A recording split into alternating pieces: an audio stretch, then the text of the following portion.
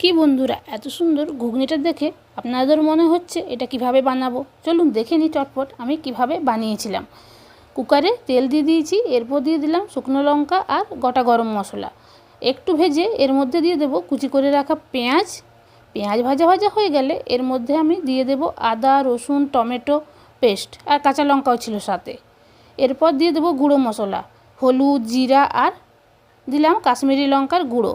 সব একসাথে খুব ভালোভাবে মিক্স করে নেব। তারপর দিয়ে দেবো আমি কাবলি ছোলা। কাবলি ছোলাগুলো আমি 6 থেকে 7 ঘন্টা ভিজিয়ে রেখেছিলাম। এরপর আবার ভালোভাবে মিক্স করে এর মধ্যে দিয়ে দেব কেটে রাখা আলু। আলু আমি 3 থেকে 4টে নিয়েছি আর পিস পিস করে নিয়েছি। আলুগুলো দিয়ে নুন দিয়ে দিলাম আর খুব ভালোভাবে মিক্স করে নেব। তারপর দিয়ে দেব জল। জল আমি পরিমাণে দেব যেন আলুগুলো ঢাকা পড়ে যায়। তারপর ঢাকনা লাগিয়ে এবার রেখে দেব। 3টে সিটি পড়লেই বন্ধ করে দেব। কুকার ঠান্ডা হয়ে গেছে, এবার খুলে নিয়েছি আর আলুগুলো মিক্স করে নেব। দেখুন খুব সুন্দর সেদ্ধ হয়ে গেছে, এই দেখুন। আর এরপর দিয়ে দেব এর মধ্যে আমি ধনেপাতা কুচনো একটু বেশি করে দেব। আর তারপর দিয়ে দেব ভেজে রাখা মশলা, ভাজা মশলা, যেটা আমার চ্যানেলে আমি অনেকবার দিয়েছি, তাই আর রেসিপিটা দিলাম না।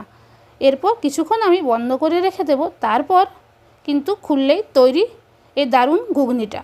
এটা দারুণ স্বাদের, চটজলদি হয়ে যায়। আর এরপর আমি একটু বাটিতে নিয়ে নিয়েছি আর এর মধ্যে দিয়ে দেব চাট মশলা আর একটু বিট নুন। আর এর উপরে দিয়ে দিলাম পেঁয়াজ কুচি, লঙ্কা কুচি, যেটা আরও স্বাদটাকে বাড়িয়ে দেবে। টাটা।